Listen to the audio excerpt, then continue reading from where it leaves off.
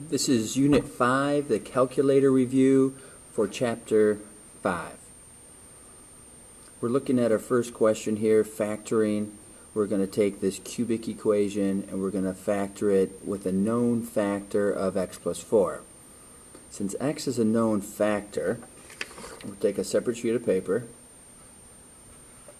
We have x plus 4 equals 0. So the x-intercept is at -4. So we can use synthetic division. The coefficients of our original problem are 1, 5, -2, -24. Drop down the 1 and multiply, add them together and multiply, add them together, and notice, let's say 6 times 4 is 24. Notice that we got 0 here, so 0 is what we have. So x plus 4, it's always the opposite of what your 0 is, the 0 of the function. X plus 4 is a factor. So now we can say that f of x is x plus 4. Since we have an x here and the original problem was a cubic equation, we know that the other expression has to be in a square. So this is, the coefficient is a 1, so it's x squared plus 1x minus 6.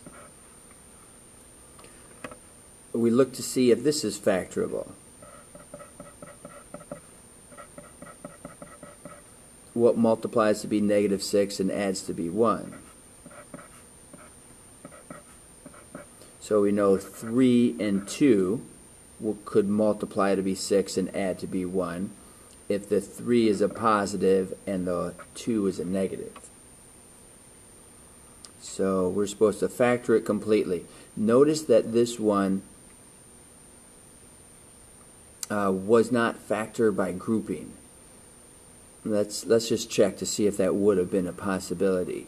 If we would have said x squared, x plus 1, here we could take out a -2 and say x plus 12. So it was not able to be factored by grouping, so we factored it in a different format.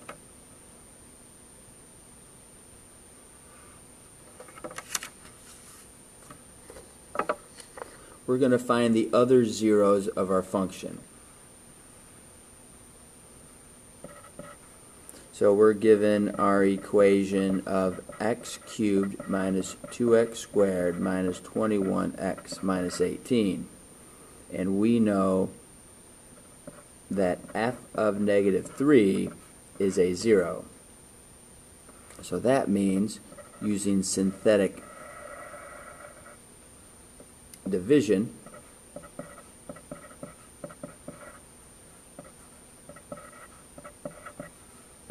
we can recognize that we would get a 0, a remainder of 0. So x plus 3 is a factor. We're supposed to find the other zeros. So we know that g of x equals x plus 3 times x squared minus 5x minus 6. Now, if we're looking for the other zeros, we're going to say 0, x plus 3, factor this portion apart. And it looks like if they're going to multiply to be -6, then we would need to be 6 and 1. More negatives than positives. So I have x plus 3 equals 0, x minus 6 equals 0, and x plus 1 equals 0.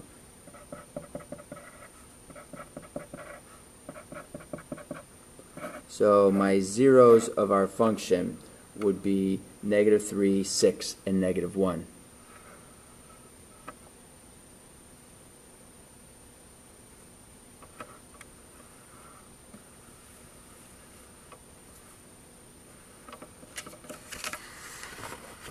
Number 3,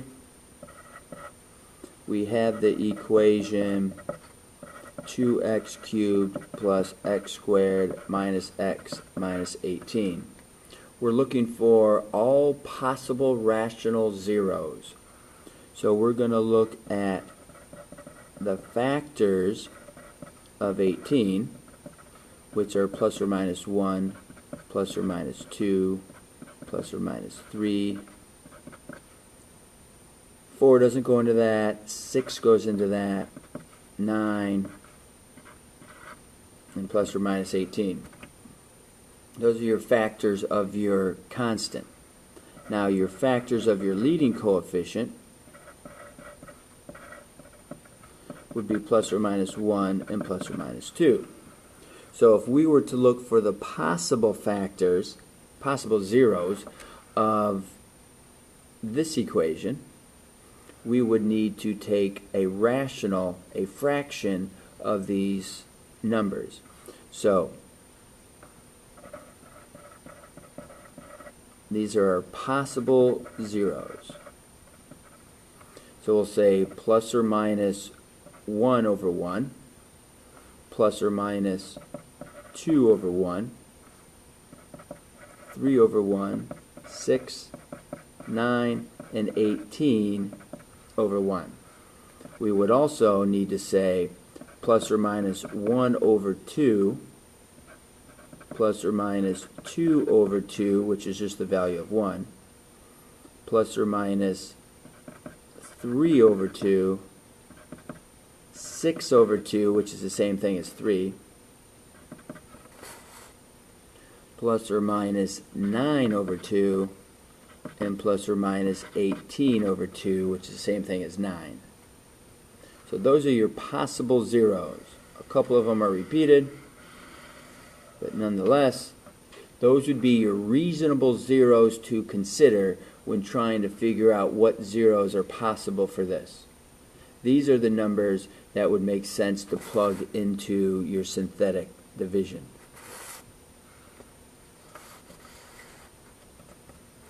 Find all the zeros.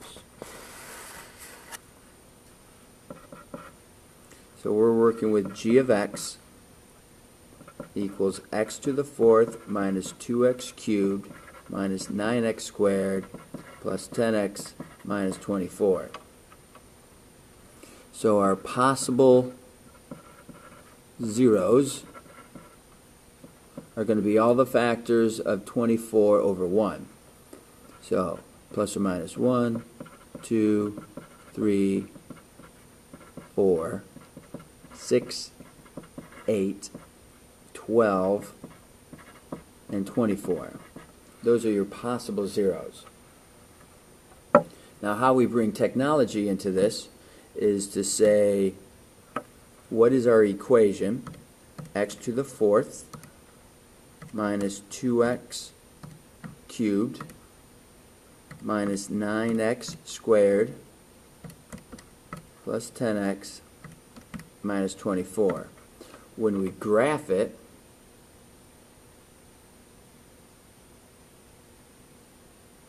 looks like it's going way down, it's coming back up.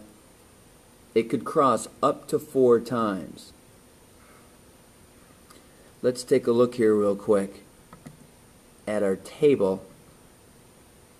It looks like it goes as low as negative 48.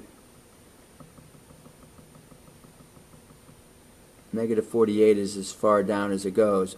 So if I was to change my window at all, I might want to say, let's look down at negative 60 and see what's happening down in our graph. It's got some movement down here, so it's only going to have those 2 zeros. This looks like, looking at our table again, that we have a 0 at negative 3. So we're able to use our calculator to narrow down our options. So we're going to look at negative 3. I'm expecting this to work because our calculator supported that. 1, negative 2, negative 9, 10, and negative 24. Bring down your number and multiply those two. Add those two together. Multiply -3 and -5, -3 and 6, -3 and -8, and I got 0. That's what we wanted. So now I'm sitting with g of x equals x plus 3 x cubed minus 5x squared plus 6x minus 8. Well, that's a cubic equation. If I look at factor by grouping, I can't really break it apart like that. So I'm going to do synthetic substitution again. I can still use these same numbers, and it looks like I have another 0 out here at 4. Or my table showed me I had a 0 at 4. So I'm going to try 4. I'm going to use the coefficients of my cubic equation this time.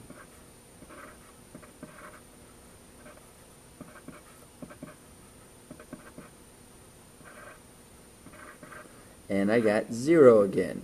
Not much of a surprise. We knew that. The calculator supported that. But I do know that this function now is x plus 3, x minus 4, and x squared minus x plus 2. Because we know that the graph didn't cross 2 more times, you can't factor this one apart. It looks almost like it's going to be maybe a -2 and a 1. But that would multiply to be a -2. That doesn't multiply to be a +2. That's not factorable. So to answer the question, find all real zeros. So our real zeros are going to be x equals -3 and x equals 4. And of course our calculator supported that when we were able to look at the graph.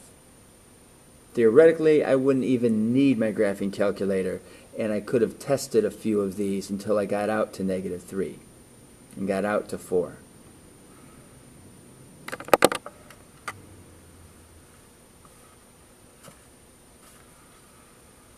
Next question here, which of these terms does not belong? We have the term solution. So a solution is considered an ordered pair. It's an x and a y that makes the equation real, that fits into your equation. It's called a solution. There's an infinite number of solutions that fit into any equation. A root, that is your value essentially that is making it 0, making your equation 0. A 0 is of course 0, and an x-intercept is of course where the graph crosses where y is 0. So the one that doesn't really fit here is a solution. That one means something different than your other terms.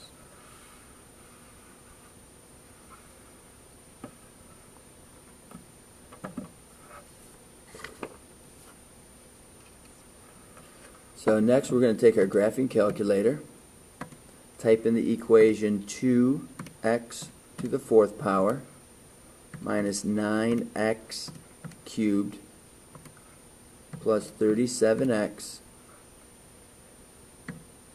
minus 30. We'll graph that,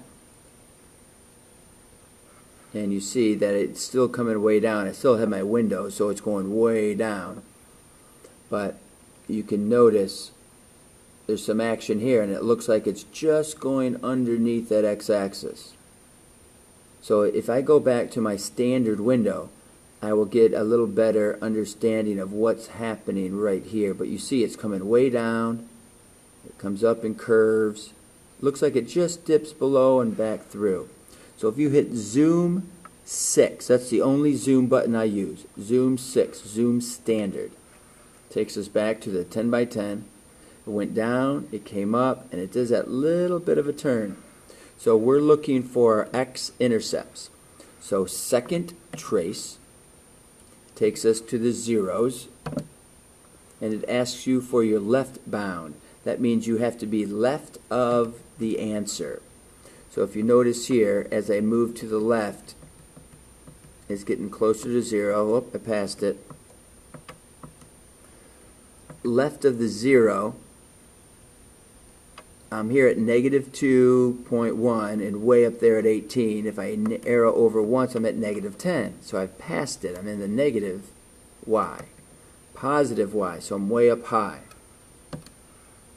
And then now I'm past it.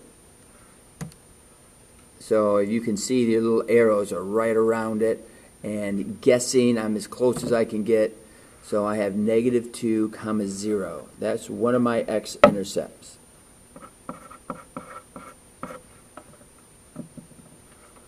Then I would do my x-intercept again, perhaps. Watch your numbers. I'm approaching 0. Then I should start to come back up. There it is. So I need to be to the left of my 0. Then I arrow over to get to the right of my 0.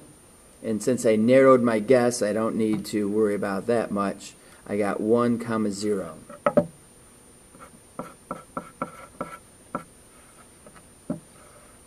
And then we could look at another 0, which is coming up next. I'm to the left of it. Now I'm to the right of it. 2.5, 0. And then my final one, I'm to the left of it. Now I'm to the right of it. And I'm at 3, 0. With the way these points worked out, you could easily use your table to find out at least 3 of them. And if you knew how to manipulate your table, you could come up with the 2.5. But it's best to be able to use your zeros in the calc function. Now we're looking for the local maximum. There's only one local max, and it's way up high. Maybe that's not too high to you, but it's right here. So we're going to go to second calc, second trace, go down to maximum. We need to be to the left of that. So hit your left arrow until we're past that. Now we're to the left of it. Hit enter. Hit your right arrow until we've passed it. We're now to the right of it. And hit enter again. And we have a local max at 1.62, 5.45. 626. So I guess you could round that to 6.3.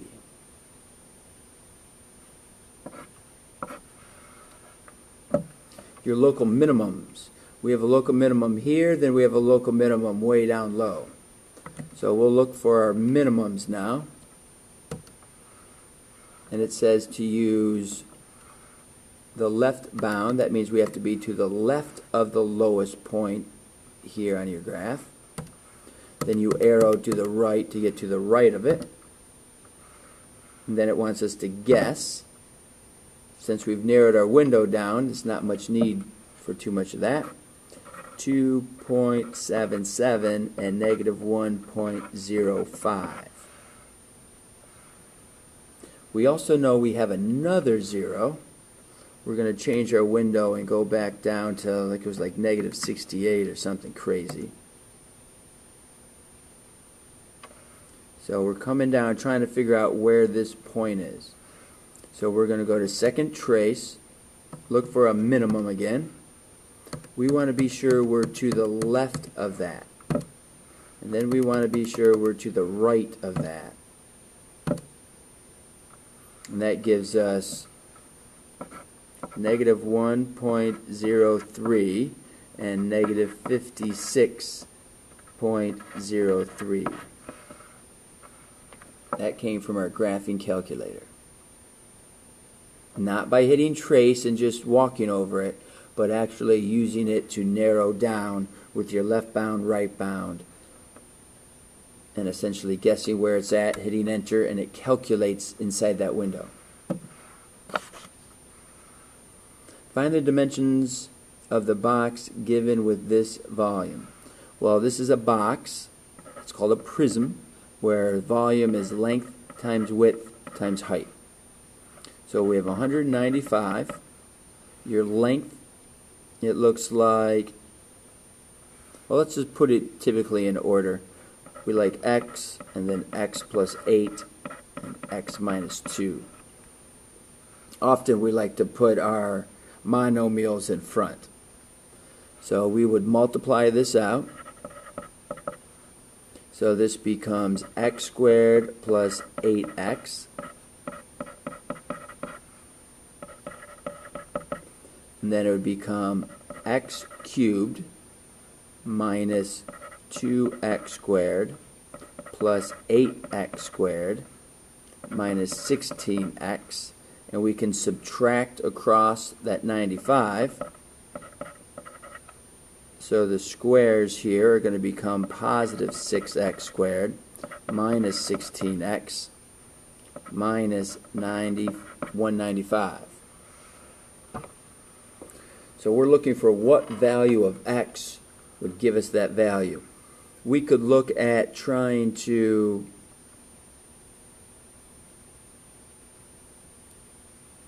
factor by grouping. We could look at the possible zeros that 195 gives us. We can take our equation and type it in as x cubed plus 6x squared minus 16x minus 195.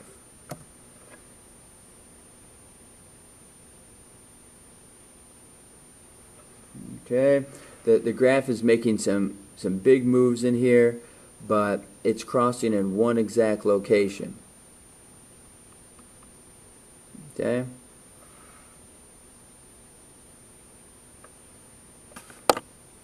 So by using our table, we can see that 5 would give us a possible 0. So let's just use the skills that we've been working with, which is 1, 6, negative 16, and 195. Bring down your 1, multiply,